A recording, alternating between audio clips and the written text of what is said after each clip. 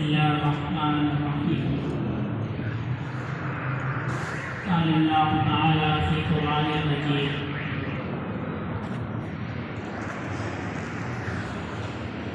या अय्युहल्लज़ीना आमनू उज़्कुरुल्लाह ज़िक्रन कसीरा।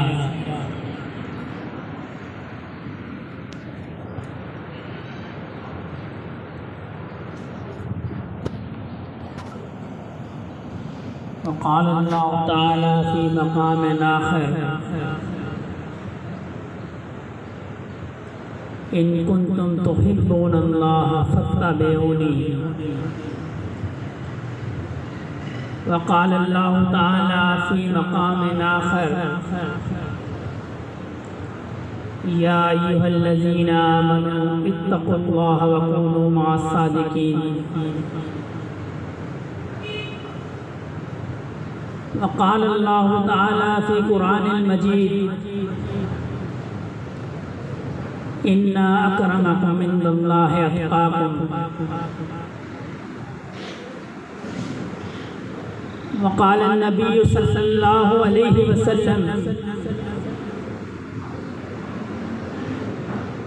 इन्नमल अअमालु बिन्नियात।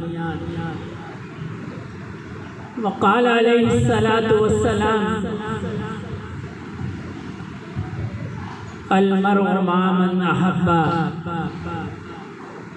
वक़ाल अन्नबिय्यु सल्लल्लाहु अलैहि वसल्लम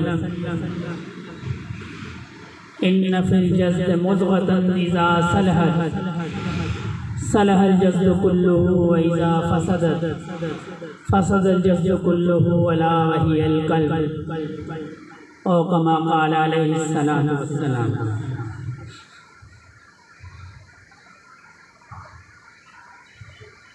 अल्लाह रब्बुल इज़्ज़त का शुक्र और एहसान है कि उसने हमें अपने हबीब सल्लल्लाहु अलैहि वसल्लम की उम्मत में पैदा फरमाया।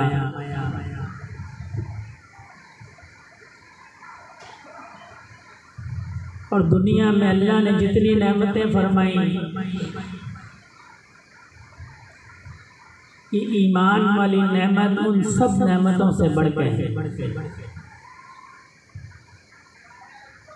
इतनी बड़ी नेमत है कि सारी जिंदगी भी आमाल बद करता रहे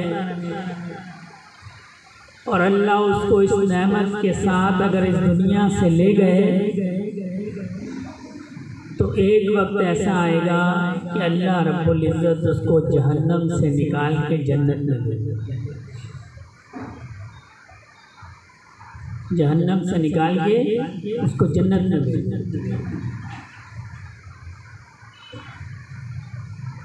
इतनी बड़ी नेमत है और अल्लाह रब्बुल इज़्ज़त ने हमें बग़ैर सवाल के इस नेमत से सरफराज फरमाया।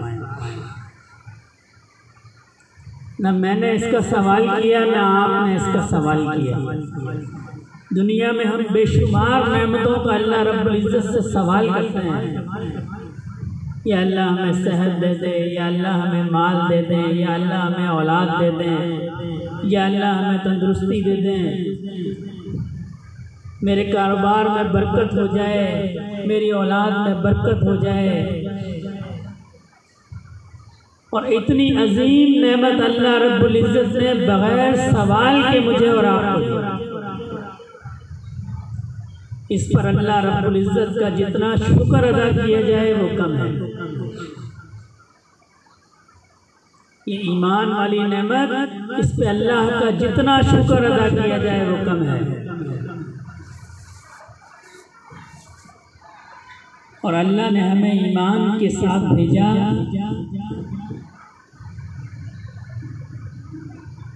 और उसके बाद हम पर मेहनत को लाजिम दिला। जब अल्लाह रब्बुल इज़्ज़त ने रूहों को जमा फरमाया तो सबसे इकरार किया, पूछा अलस्तु बिरब्बिकुम, सब ने कहा कालू बला। मैंने भी कहा और आपने भी कहा कि हाँ आप हमारे रब हैं। फिर अल्लाह ने उस इकरार को आजमाने के लिए हमें इस दुनिया में भेजा। नबी करीम सल्लल्लाहु अलैहि वसल्लम की ज़ात अक़दस जामे ज़ात है। अल्लाह रब्बुल इज़्ज़त ने अपने दीन के जितने अहकाम जो इंसान को जिस तरीके से ज़िंदगी गुजारनी है, रसूलुल्लाह सल्लल्लाहु अलैहि वसल्लम के ज़रिए हम तक पहुँचा दिया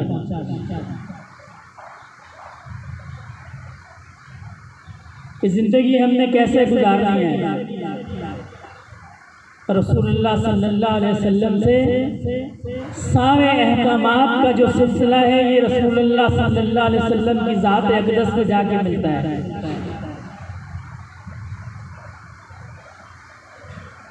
मसाइल के अहकाम हो, फ़ज़ाइल के अहकाम हो, ये सारे नबी करीम सल्लल्लाहु अलैहि वसल्लम की ज़ात अक़दस पे जाके जमा हो जाता है। दुनिया में कोई भी इल्म ऐसा नहीं है कि जो नबी करीम सल्लल्लाहु अलैहि वसल्लम की ज़ात अक़दस पे ना मिलता हो। और अगर कोई इल्म नबी करीम सल्लल्लाहु अलैहि वसल्लम की ज़ात अक़दस पे नहीं पहुँचता तो वो बातिल है।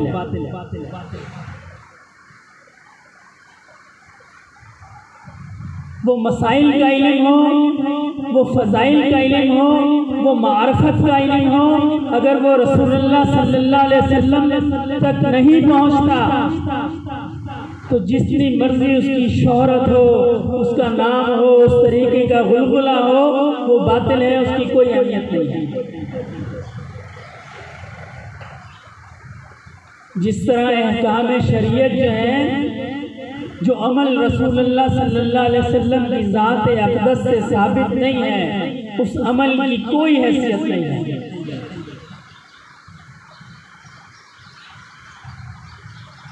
इसी तरह तसव्वुफ़ के अंदर, सलूक के अंदर, मारफत के अंदर, इल्म लुदनी के अंदर जो नबी करीम सल्लल्लाहु अलैहि वसल्लम तक ना पहुँचे, उसकी भी कोई अहमियत नहीं है।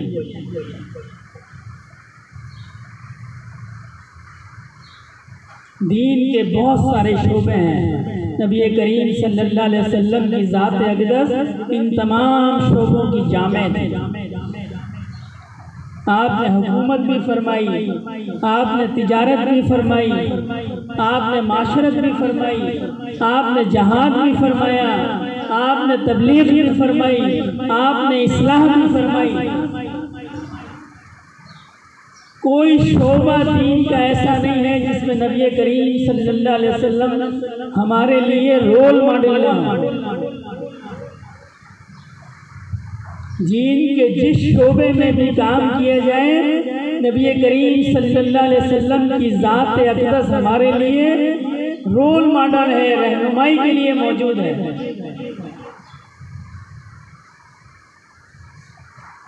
यही वजह है कि जो शख्स दीन के जिस शोबे में काम करता है, वो समझता है कि मेरा जो शोबा है ये सबसे अफजल है। आपको जहाद वाले मिलेंगे तो कहेंगे जी सबसे अफजल काम है कुफार से लड़ना। तबलीग वाले मिलेंगे वो कहेंगे जी सबसे अफजल काम है लोगों को दीन की अल्लाह की दावत देना।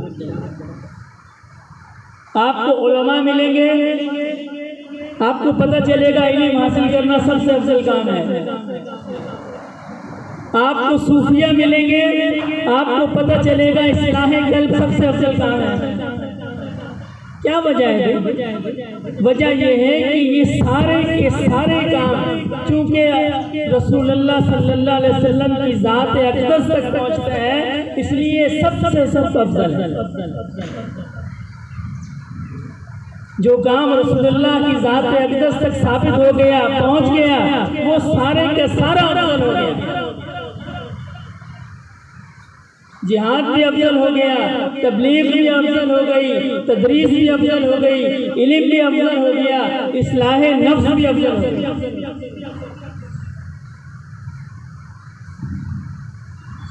अब ये दीन के सारे शोबे जो हैं ये अफजल हैं। यहाँ तक बात समझ में आ गई? सारे शोबे अफजल हैं। ये आज की जो मजलिस है ये सलूक की और तसव्वुफ़ की मजलिस है। अब सवाल ये है कि बंदे के दिल में ये बात आती है कि दीन के इतने शोबे हैं, मैं किस शोबे में काम करूं, मैं दीन के किस शोबे में काम करूं। हमारे बड़े हजरत रहमतुल्लाह अलैह फरमाया करते थे कि जिस तरफ बंदे का गलबा हाल हो, बंदा अपने शोबे उस तरफ काम करे। किसी का तदरीस की तरफ रुझान है, अल्लाह ने उसको इल्म दिया है, वो अच्छा पढ़ा सकता है, किसी मदरसे से फारिग है तो पढ़ाए। किसी का तकरीर की तरफ रुझान है, वो उससे दीन की खिदमत करे। किसी का किताबें लिखने की तरफ रुझान है, अच्छा लिख सकता हो, वो लिख कर दीन की खिदमत करे। किसी को अल्लाह ने गुफ्तार अच्छी दी हो तो वो बयान करके दीन की खिदमत करे।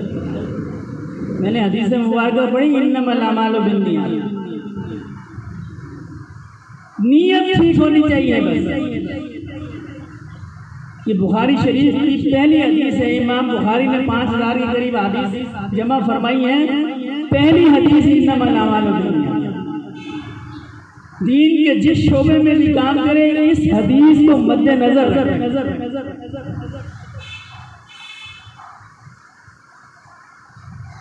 और ये जो सलूक है, ये जो तसव्वुफ है, मैं सूफीज़्म की बात नहीं कर रहा, मैं तसव्वुफ की बात कर रहा हूं। ये इसकी इब्तिदा है। बुजुर्ग फरमाते हैं इन्नमल अमालु बिन्नियात, ये तसव्वुफ की इब्तिदा है। तसव्वुफ सलूक याद है,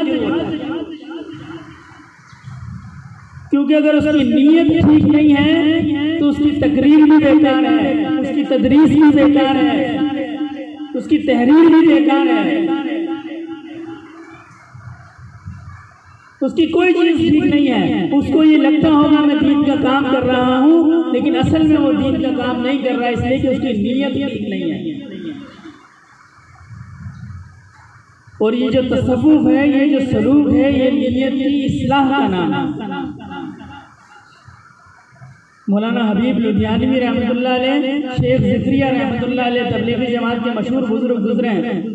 हजरत के हम असर से हम जमाना थे, दोस्त भी थे। मौलाना हबीब एक बार शेख ज़िक्रिया रहमतुल्लाह अलैह के पास तशरीफ लाए, किसी जलसे में शिरकत के लिए जाना था। चूँकि हम असर थे और हम उम्र थे और दोस्ती थी,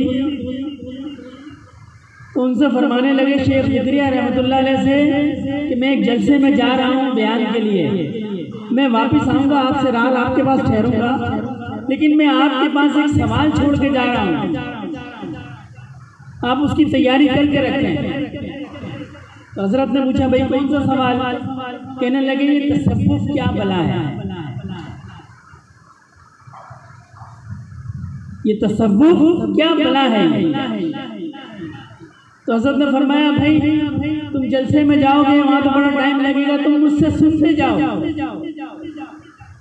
फरमाया नियत की इस्लाह का नाम तसव्वुफ। क्या फरमाया? नियत की इस्लाह का नाम तसव्वुफ है। मौलाना हबीब हैरान रह गए, फरमाया मैं तो बड़ा जहन बना के आया था कि आप मुझे ये दलील देंगे तो मैं इसको इससे रद्द करूंगा, और आप मुझे तसव्वुफ के हक में ये दलील देंगे तो मैं इसको इससे रद्द करूंगा। फरमाया आपको तो दलील देने के काबिल छोड़ा ही नहीं।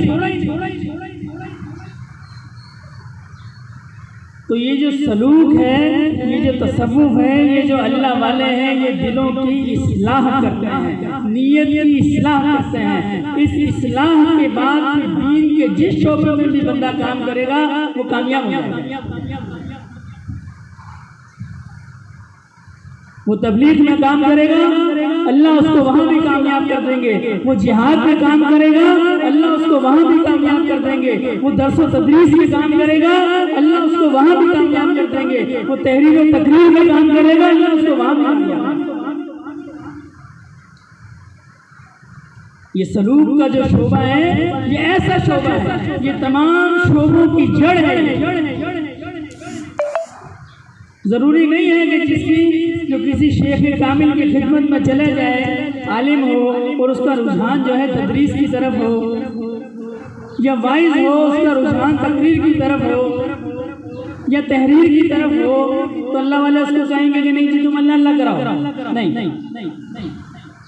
ये हमारे माशरे में गलतफहमी पाई जाती है।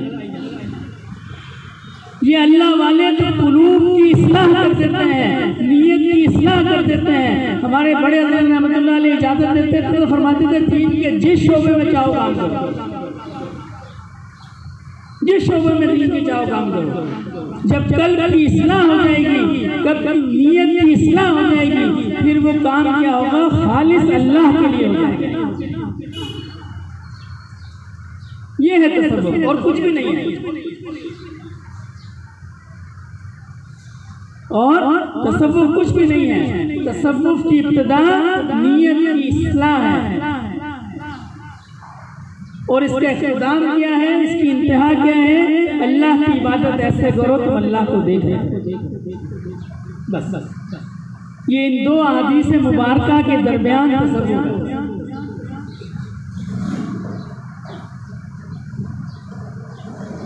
नीयत की इस्लाह यहाँ से इसकी इब्तिदा है। फिर हर यूनिवर्सिटी के, हर कॉलेज के, हर निज़ाम तालीम की अलग अलग उसूल होते हैं। ऐसे ही आप किसी इंजीनियरिंग यूनिवर्सिटी में एडमिशन लेते हैं, दाखिला लेते हैं, तो कहते हैं जी 8 से 2 बजे तक क्लास है हमारी, फलां से फलां वक्त हमारा प्रैक्टिकल है। डॉक्टर इंजीनियरिंग में लेते हैं, मेडिकल में लेते हैं, उस कॉलेज की अपनी शराइत है। इसी तरह दीनी उलूम के लिए आप मदारिस में दाखिला लेते हैं तो उनकी अपनी शराइत है कि जिस सुबह क्लास होगी और ज़ोहर तक होगी, फिर असर में होगी, फिर इशा के बाद दोहराएंगे और पूरी तरतीब होगी। एक निज़ाम है, एक तरतीब है कि जी फला दिन छुट्टी होगी, फला मुद्दत के लिए छुट्टियाँ होंगी, फला क्लासें होंगी, फला। इसी तरह तसव्वुफ के अंदर भी पूरा एक निज़ाम है। तसव्वुफ इस्लाह का पूरा एक निज़ाम है। ये नीयत की इस्लाह से शुरू होता है और इंसान को वहां तक पहुंचा देता है कि मैं अल्लाह को देख रहा हूं। लेकिन इसमें वक्त लगता है, बाज़ वक्त नहीं भी लगता। लेकिन मैं उमूमी बात कर रहा हूँ। बाज़ तलबा इतने ज़हीन होते हैं, जैसे हज़रत बयान फरमा रहे थे किसी बुजुर्ग का वाक़या कि जब पैदा हुए और जब मुदर्रिस के पास गए तो आधा कुरान माँ के पेट से याद।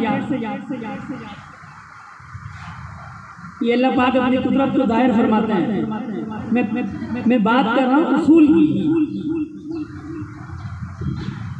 तो जो सलूक का निज़ाम है, जो ये अल्लाह वालों का जो निज़ाम है, ये भी इसी तरह इसमें तरीक़ा तालीम है। बयानात तो बुजुर्गों ने पहले ही फरमाया, भी ऐसा कोई बयान होगा। मैं ना वाइज हूँ, ना आलिम हूँ, ना मुकर्रिर हूँ, ना मुदर्रिस हूँ, मैं कुछ भी नहीं।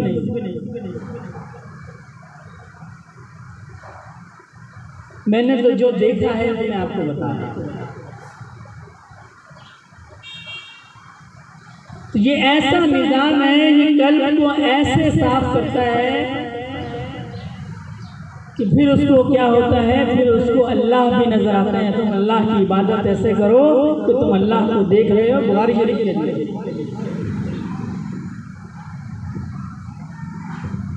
उसके लिए क्या करना पड़ता है, जो मैंने कुरान करीम की मुख्तलिफ मुकामात से 4 मुंतखब आयात ली, बल्कि वो आयात भी मुकम्मल नहीं थी, कुछ उनके टुकड़े थे। ये सलूक जो है, ये तसव्वुफ जो है, ये 4 चीज़ों पर मुश्तमिल है। या अय्युहल्लज़ीना आमनू उज़्कुरुल्लाह ज़िक्रन कसीरा। ईमान वालों, अल्लाह को कसरत से याद करो, अल्लाह को कसरत से याद करो। ये तसव्वुफ का पहला असूल है। अल्लाह का जिक्र जो है, इतना अल्लाह का जिक्र करो, इतना अल्लाह का जिक्र करो। हदीस शरीफ के अंदर है, फरमाया लोग तुमको दीवाना कहें, दीवाना। हम दीवाना किसको कहते हैं? जो किसी काम के पीछे पड़ जाए, किसी चीज को उसको होश ना हो, हम कहते हैं कि दीवाना हो गया।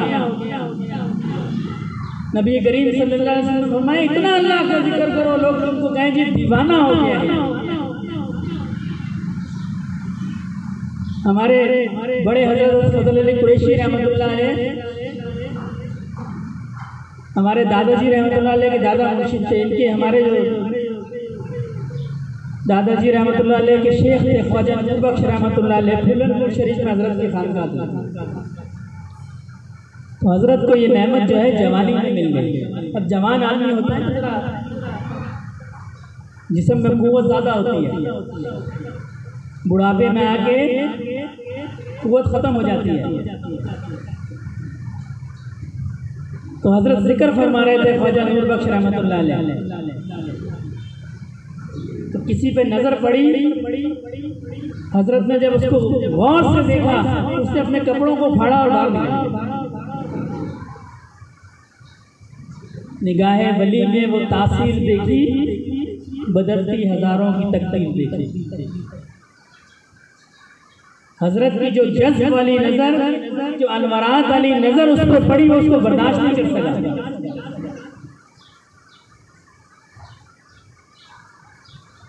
इसलिए फरमाते हैं बारिश जो है ये आहिस्ता आहिस्ता पड़नी चाहिए, आहिस्ता। हजरत बाकी बिल्ला रहमतुल्लाह अलैह का मशहूर किस्सा है, हजरत मुजद्दिद अली सानी रहमतुल्लाह अलैह के शेख, ये अल्लाह वालों के जो वाक़यात हैं इनका ज़रा मुताला किया करें।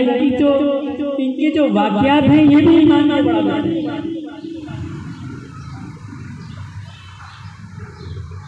मेहमान हजरत की खिदमत में आए तो हजरत को थोड़ी परेशानी हुई। एक नान भाई था सामने, वो ये देख रहा था, उसकी हजरत क्या मामला है? फरमाया कुछ मेहमान आ रहे हैं, खाने का बंदोबस्त नहीं है। हम समझते हैं कि पीर साहब हमारे पास खाने के लिए आए हैं, अल्लाह उनको वहाँ से अच्छा खिला दे।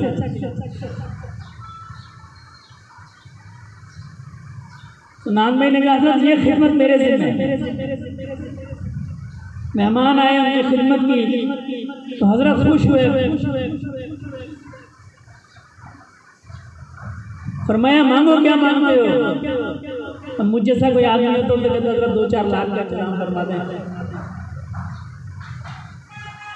उसने फरमाया, उसने अर्ज की कि हजरत बस आप अपना जैसा बना रहे। ये जब बंदा अल्लाह वालों की सोहबत में बैठता है तो फिर उसमें ये रंग साजी होती है, बंदे को नहीं पता चलता। आपने दीवार पे किसी का रंग का काम हो तो दीवार पे जब कोड मारते हैं, जो नया बंदा है कहने जी एक कोड इसका कोई फायदा नहीं है, तो दीवार को नजर आ रही है, तो बतदरीज एक कोड मारता है, फिर दूसरी दफा बुरुश चलाता है, फिर बुरुश चलाता है, फिर बुरुश चलाता है। एक वक्त ऐसा आता है कि दीवार का जो रंग है वो खत्म हो जाता है, जो उस पर रंग चढ़ाया होता है वो रंग माया हो जाता है। तो हजरत ने उसको अपने सामने बिठाया और उसके कल्ब की तरफ मुतवज्जह हो गया।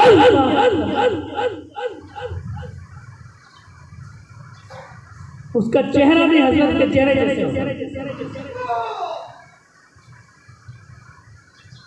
लेकिन 3 दिन वो उस हालत में रहा और फौत हो। हजरत ने फरमाया भाई बारिश आस्ते आस्ते हो तो नफा देते, एकदम हो जाए तो सलाम आ जाए। तो अल्लाह का जिक्र कसरत से करो। तो हजरत की जब उस शख्स पर नजर पड़ी हो, उसने अपने गिरबान को फाड़ा और चला गया। ख्वाजा नूर बख्श रहमतुल्लाह अलैह के शेख हज़रत फज़ल अली कुरैशी रहमतुल्लाह अलैह भी दौरे पर सिंध तशरीफ लाए। तो किसी ने उनसे कहा हजरत आपका एक खलीफा आए थे और वो हमारे बंदे को पागल करके चले गए। आपके एक खलीफा यहाँ आए थे, उन्होंने जिक्र की मजलिस कराई और हमारे एक बंदे को पागल करके चले गए। तो उसने फरमाया भाई उसको लेके आओ। तो लोगों ने, जो रिश्तेदार थे आयशा तारीफ, उन्होंने इसकी हजरत वो आता नहीं है, वो तो जंगलों में रहता है बस। तो आपने फरमाया भाई उसके पास जाओ और उसको कहो तुम्हारा पीर आया है, फिर वो आएगा, ऐसे नहीं आएगा, उसको कहो तुम्हारा पीर आया है। तो वो चले गए, उसको लेके आए कि तुम्हारा पीर आया हो मस्जिद में। तो आके हजरत के सामने बैठ गया। हजरत ने फरमाया भाई तुम पहचानते हो? कहा जी पहचानता हूँ, ये मेरे रिश्तेदार हैं सारे, आयशा और तारिफ हैं, मैं इनको पहचानता हूँ। तो हजरत ने फरमाया भाई ये कहते हैं कि तुमको मेरे खलीफा ने पागल कर दिया, तुम पागल हो गए। तो उसने अर्ज़ की, कहने का हजरत अल्लाह के रसूल सल्लल्लाहु अलैहि वसल्लम ने फरमाया है कि अल्लाह का जिक्र इतना करो कि लोग तुमको मजनून कहें, दीवाना कहें, पागल कहें। तो मैं अल्लाह का जिक्र करता हूँ, मैं पागल हूँ या ये पागल है जो नहीं करते? मैं पागल हूँ जो अल्लाह का जिक्र करता हूँ या जो नहीं करते वो पागल है? तो फरमाने लगे भाई ये तो आपको पागल कह रहा है। तो इस रास्ते की जो पहली मेहनत है, पहली शर्त है, वो है अल्लाह का जिक्र। और जो दूसरी शर्त है वो है इत्तिबाए सुन्नत, इन कुंतुम तुहिब्बूनल्लाह फत्तबिऊनी। नबी करीम सल्लल्लाहु अलैहि वसल्लम की सुन्नत मुबारका ये ऐसा अमल है कि इसके बगैर कोई अमल मकबूल नहीं है। ये दीन के शोबे जो कि कुर्बे क़यामत है, सारे शोबे जो है वो इन्हिताब का शिकार हैं। लेकिन जो सलूक जो है, जो मामला जो है वो तसव्वुफ के साथ हुआ है, दीन के किसी शोबे के साथ, कम अज़ कम मैंने ऐसा बुरा मामला नहीं देखा। जिसको नमाज पढ़नी नहीं आती वो पीर है, जिसको सारी जिंदगी में जिसने रोजा ना रखा वो भी जी बहुत बड़ा अल्लाह का वली है। आपने भी देखा होगा मुशाहिदा। उसकी वजह क्या है? जो अपना लिबास सही से नहीं पहन सकता वो भी अल्लाह का वली है। क्या वजह है उसकी? क्यों लोग उसको अल्लाह का वली मान लेते हैं? हमने अपने बड़े हज़रत दादाजी रहमतुल्लाह अलैह को देखा, बाखुदा मैंने अपनी पूरी जिंदगी में इतना नफीस इंसान नहीं देखा। हजरत मर्जुल मौत में थे और ऑक्सीजन मास्क जो है वो हॉस्पिटल में थे, तो दाढ़ी का जो बाल था वो थोड़ा सा टेढ़ा हो गया, उस मास्क में दब गया। तो उस आलम में भी हजरत के एक हाथ पे तस्बीह चला रहे थे, दूसरे हाथ से उसको सीधा करने की कोशिश करते थे। इतनी नफासत थी हजरत की जिंदगी। सफेद लिबास पहना करते थे, सफेद बेदाग। और गुफ्तगू में और तर्ज़ तकल्लुम में ऐसी नफासत थी। आम तौर पे ये फ़कीर जो है वो बुजुर्गों के बयानात में तहरीर करता है, तो जो साथी तहरीर के शोबे से वाबस्ता है वो जानते होंगे कि जो गुफ्तगू होती है, जब इसको अल्फाज में लिखना हो तो अल्फाज को मुख्तलिफ करना पड़ता है। यानी बोलने का अंदाज अलग होता है और लिखने का अंदाज अलग होता है। अब जैसे मैं आपसे गुफ्तगू कर रहा हूँ, अगर मैं इसी तरह इसको लफ्ज़ ब लफ्ज़ लिखूँ तो आप उसको पढ़ नहीं सकेंगे, आपको उसके लिए अल्फाज तब्दील करना पड़ेगा। और हमारे बड़े हज़रत रहमतुल्लाह अलैह का ऐसा खूबसूरत अंदाज था, इस फ़कीर ने हज़रत का एक बयान लिखा तो बामुश्किल चंद अल्फाज तब्दील हुए होंगे, वरना कोई अल्फाज तब्दील नहीं। ऐसी जामे गुफ्तगू। तो मैं अर्ज़ कर रहा था कि जिसको न लिबास का होश है न दीगर शरई मामलात का होश है, वो भी मशहूर है हमारे माशरे। उसकी वजह ये है कि हमने जो सुन्नत रसूल का पैमाना है इसको हमने हटा दिया। इस पैमाने को हमने हटा दिया। जब ऐसे किसी दुनिया परस्त के पास हम जाते हैं तो उसके मुरीद या वो खुद सबसे पहले क्या कहता है, ये शरीयत अलग है और तरीक़त अलग है। ये आम जुमला आपको सुनने को मिलेगा जी, शरीयत अलग है और तरीक़त अलग है। इसलिए कि वो जालिम इस कसौटी को हटा देता है जो कसौटी रसूलुल्लाह सल्लल्लाहु अलैहि वसल्लम ने मुकर्रर फरमाई है। जब वो कसौटी हटा दी गई तो फिर वो कुछ भी करता रहे। जहाँ वो गैर शरई अफ़आल करेगा जाएगा जी ये तो तरीक़त है, ये क्या है, ये तो तरीक़त है, शरीयत तरीक़त अलग है, शरीयत ऐसा कतई नहीं है। दुनिया में जितने भी दीन के काम हैं उनको परखने का मेयार जो है ये रसूलुल्लाह सल्लल्लाहु अलैहि वसल्लम की शरीयत मुबारक है। जो इसमें कायम है, जो रसूलुल्लाह सल्लल्लाहु अलैहि वसल्लम की सुन्नत मुबारक पे कायम है, वो अल्लाह का वली है। ये पैमाना है। जो शख्स कहता है शरीयत अलग है तरीक़त अलग है, वो बेवकूफ़ बनाता है। तरीक़त तो है ही शरीयत के अफ़आल को निखारने का काम। जैसा मैंने शुरू में अर्ज़ की, इन्नमल अमालु बिन्नियात, नीयत दुरुस्त हो जाए हमारे अमाल की, ये तरीक़त की इब्तिदा है। ये सारा सलूक जो बंदा अल्लाह वालों की खिदमत में जाता है इसलिए कि उसकी इबादत में इखलास पैदा हो जाए, उसके मामलात में इखलास पैदा हो जाए, जाता है इसीलिए। ये सलूक जो सालिक तय करता है ये तो तय ही अल्लाह की मोहब्बत के लिए करता है। नबी करीम सल्लल्लाहु अलैहि वसल्लम के जो शरीयत के अहकाम हैं उनके ऊपर मदावत के लिए करता है। और ये कहते हैं जी शरीयत अलग है और तसव्वुफ अलग है, नहीं। हज़रत थानवी रहमतुल्लाह अलैह ने लिखा है कि जी शेख कैसा होना चाहिए, जो अल्लाह वाला हो, जिसके पास आप जाते हैं। अव्वल तो हम जाते नहीं हैं, हम दीन के इस शोबे को गैर ज़रूरी समझते हैं, गैर ज़रूरी समझते हैं। हम समझते हैं कि हमने इल्म हासिल कर लिया बस काफ़ी है, हम दावत और तबलीग में लग गए बस काफ़ी है। हालांकि ये दीन का ऐसा शोबा है जो सबसे ज़्यादा ज़रूरी है, क्योंकि इससे बाकी कामों के अंदर इखलास पैदा होता है। तो पैमाना क्या है? पैमाना नबी करीम सल्लल्लाहु अलैहि वसल्लम की सुन्नत मुबारक है। हज़रत थानवी ने लिखा है शेख की खुसूसियात है कि जी शेख कैसा हो, फरमाया सहीउल अकीदा हो, सहीउल अकीदा हो, उसको दीन का इतना इल्म हो कि उसको पता हो ये हलाल है ये हराम है, बकदरे ज़रूरत कम अज़ कम इतना इल्म। हालांकि हज़रत थानवी जो है खुद बहुत बड़े आलिम हैं। बर्रे सगीर हिंदू पाक के अंदर हज़रत की जो किसी मामले पे हज़रत का एक तरफ हो जाना ये अथॉरिटी रखता है,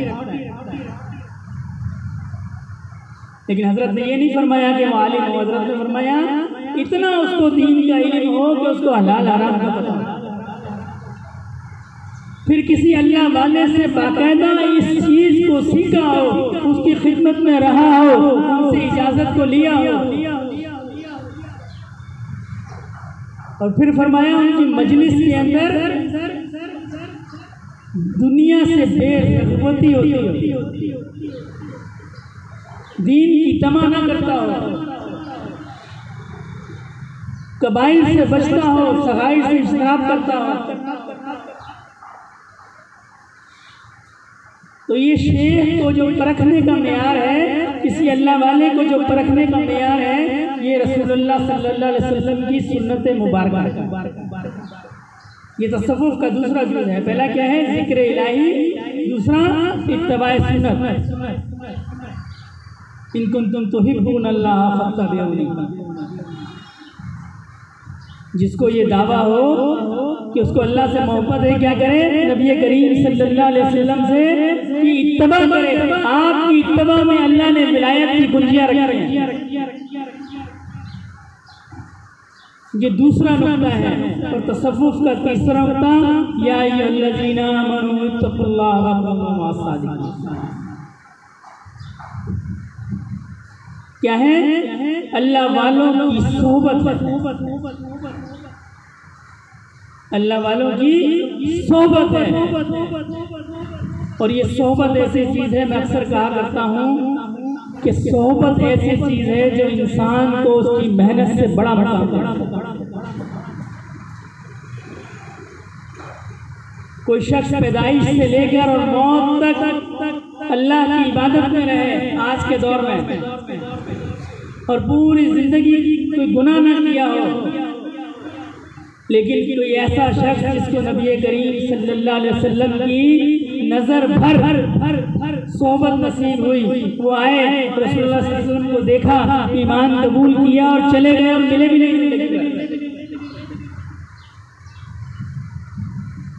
वो उनके बराबर नहीं हो सकता। बराबर तो क्या कदमों की खाक में नहीं हो। ये सोहबत की फजीलत है। और ये तसव्वुफ का तीसरा और सबसे अहम हिस्सा है। जिन लोगों ने नबी करीम सल्लल्लाहु अलैहि वसल्लम की ज़ियारत की ईमान की हालत में, अल्लाह ने उनको सहाबा बना दिया। जिन्होंने सहाबा की ज़ियारत की, अल्लाह ने उनको ताबई बना दिया। जिन्होंने ताबईन की ज़ियारत की सिर्फ, अल्लाह ने उनको तबा ताबईन बना दिया। इसी तरह ये सिलसिला क़यामत तक जारी है। और सोहबत ऐसी चीज़ है जिसकी कोई कज़ा नहीं है। हज़रत ख्वाजा नूर बख्श रहमतुल्लाह अलैह हमारे दादाजी के मुर्शिद से फरमाया करते थे, हर चीज़ की कज़ा है, मेरी सोहबत की कज़ा नहीं। जिन लोगों से रसूलुल्लाह की सोहबत कज़ा हो गई, सहाबा नहीं बन पाए। जिनसे सहाबा की सोहबत कज़ा हो गई, ताबई नहीं बन पाए। जिनसे ताबईन की सोहबत कज़ा हो गई, तबा ताबईन नहीं बन पाए। ये अल्लाह वालों की सोहबत है जो बंदे को कहीं से कहीं पहुंचा देती है। मौलाना रूम रहमतुल्लाह अलैह ने एक हिदायत की, फरमाया कि एक चींटी की ये ख्वाहिश पैदा हुई कि मैं बैतुल्लाह शरीफ की ज़ियारत करूं, मैं बैतुल्लाह शरीफ की ज़ियारत करूं। अब चूंटी के लिए बैतुल्लाह शरीफ का सफ़र जो है ये बड़ा मुश्किल था। उसने क्या किया, एक कबूतर की सोहबत इख्तियार की, वो उसके पंजे में चिपट गई। वो कबूतर उड़ा और बैतुल्लाह शरीफ चला गया, तो उस चूंटी ने वहाँ बैतुल्लाह शरीफ नहीं जाया। ये ऐसी चीज़ है सोहबत। और अल्लाह वालों की सोहबत में जब बंदा जाता है, वकूनू मअस-सादिकीन, साथ हो जाओ बस। न सवाल की ज़रूरत है, न मामलात की ज़रूरत है, किसी चीज़ की ज़रूरत नहीं है। ये नहीं फरमाया कि जैसा वो करते हैं वैसा करो, कूनू बस साथ हो जाओ। जब बंदा अल्लाह वालों के साथ हो जाएगा, और साथ होने का मतलब है ध्यान रखे, ध्यान के साथ। तो जब अपने शेख को देखेगा तो उसको ये भी पता चल जाएगा कि मस्जिद में आने का सुन्नत तरीका क्या है, मेरे शेख कैसे आते हैं। किताब नहीं पढ़ने पड़ेगी उसको, सिर्फ देखता रहे, अल्लाह वालों की सोबत में रहे, उनकी हरकत और सकनात में नजर रखे, फैज की नियत से। उसको इंशाअल्लाह फराइज तो आएंगे, उसको आदाब भी आ जाएंगे, उसको मांगना भी आ जाएगा। कैसे दुआ करते हैं, कैसे मस्जिद में बैठते हैं, कैसे मस्जिद से उठते हैं, कैसे मस्जिद से बाहर कदम निकालते हैं। अगर शेख कामिल होगा तो हूबहू सुन्नत के मुताबिक उसको हर चीज मिलेगी। आसान काम है शेख की नकल करना। किताबों में कोई चीज पढ़ी तो उसको याद रखना मुश्किल है, पता नहीं सीधा पाँव था कि दायां था कि बायां था। और जब बंदा देख लेता है अपनी आंखों से मुशाहिदा, फिर उसको भूलता नहीं है। तो इन सच्चे लोगों के साथ हो जाओ, अल्लाह फराइज का भी इल्म देंगे, मसाइल का भी इल्म देंगे, अल्लाह मार्फत का भी इल्म देंगे। नबी करीम सल्लल्लाहु अलैहि वसल्लम को फरमाया गया, कुल रब्बि ज़िदनी इल्मा, दुआ फरमाएं कि अल्लाह मेरे इल्म में इजाफा फरमा। हालांकि शरीयत का इल्म तो जो है वो मुकम्मल हो गया, किस चीज़ के लिए नहीं, मारफत का इल्म था, इसकी कोई हद नहीं है। तो मैं दुआ मांगू, ये मारफत का इल्म है। हमारे हजरत दामद बरकातुहू फरमाते हैं कुरान जो है ये इस तक हर फर्द की रसाई मुख्तलिफ होती है। कोई सिर्फ अरबी पढ़ता है, नफे से खाली तो वो भी नहीं है, कोई इसमें मायने पढ़ता है, कोई मतलब समझता है, मफहूम समझता है, और कोई इसरार समझता है, और कोई हकाइक समझता है। ये अल्लाह वालों की सोहबत में बात फिर मसाइल से शुरू होगी और मार्फत और हकाइक तक जाती है। तो तीसरा नुक्ता जो है सोहबत है, और चौथा नुक्ता जो है ये तकवा है। इसलिए कि अल्लाह ने फरमाया है इन्ना अकरमकुम इंदल्लाहि अत्काकुम, तुम में ज़्यादा जो मुत्तकी है अल्लाह के नज़दीक इज्जत वाला हो। इन चार उसूलों की बुनियाद पर ये पूरा तसव्वुफ का स्वरूप का निज़ाम है। और इसकी इब्तिदा क्या है, अल्लाह वालों की सोबत में बैठे, अपने दिल को उनके सामने करे, फिर जैसा वो अल्लाह का जिक्र बताया उसको करता रहे। वो नियत की इस्लाह से शुरू होगा और इंशाअल्लाह अल्लाह की इबादत ऐसे करोगे तुम अल्लाह को देख रहे हो वहां तक पहुंच जाएगा। किसी ने हजरत थानवी को खत लिखा, हजरत से बैठ था, और हजरत को खत लिखा कि हजरत मेरा हाल ठीक नहीं है, मैं आपसे बैठ तो हूँ, मेरा हाल ठीक नहीं है। हजरत ने फरमाया ऐसा हो ही नहीं सकता कि जो मुझसे बैठ हो और उसका हाल ठीक ना हो। अल्लाह तुम्हें अगर कामिलीन में शामिल नहीं करेंगे तो ताइमीन में जरूर शामिल करेंगे। तौबा तो करते हो अल्लाह से। फकीर का हाल हमेशा ठीक होता है। मैं अक्सर साथियों से कहता हूँ फकीर का हाल खराब नहीं हो सकता, फकीर का भी हाल खराब होता है। ये मैं गदागर की बात नहीं कर रहा, मैं फकीर की बात कर रहा हूँ।